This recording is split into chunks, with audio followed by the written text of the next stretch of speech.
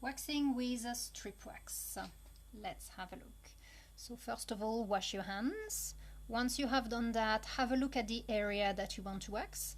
So I have chosen my arms. So on this side, then you can see that the hairs are growing in that direction, downward. So you know that you're going to apply your wax downward in the direction of the hair growth, and then you're going to remove in the opposite direction. So we're going to sanitize the area. So take a little bit of disinfectant on a pad, rub over the area that you want to wax. Once this is done, then you're going to use some talc powder. As explained earlier in another video, then the talc is going to absorb any humidity, and it's also going to create a little buffer between the skin and the wax, and it makes the whole removal process a lot more comfortable.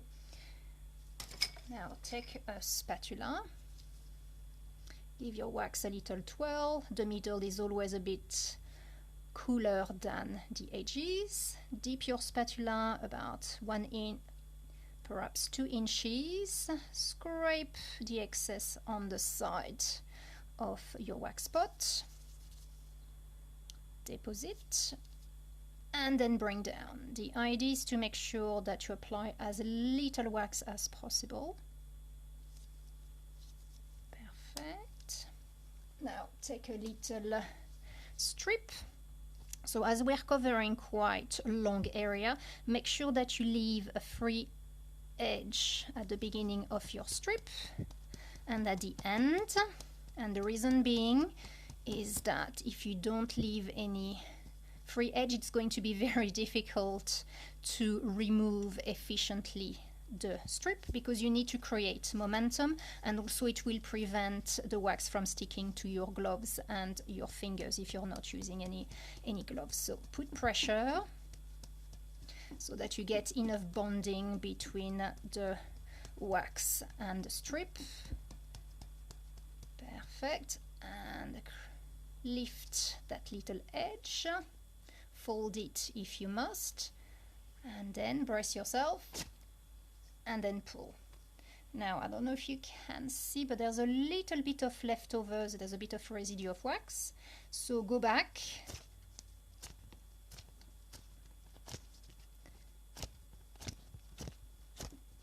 this can be a little bit uncomfortable, but it's really worth it. If not, everything gets a bit tacky. Perfect. And that's when having a little free edge become really handy, because if the wax was there, then everything would be sticking to your fingers. Now that we've done that, we are going to apply the aftercare. So you can apply a generous amount. The skin is going to turn a little bit red, but that's quite normal after waxing. Nothing to be worried about.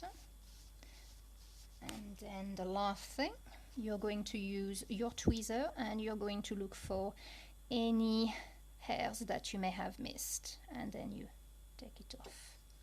And then voila!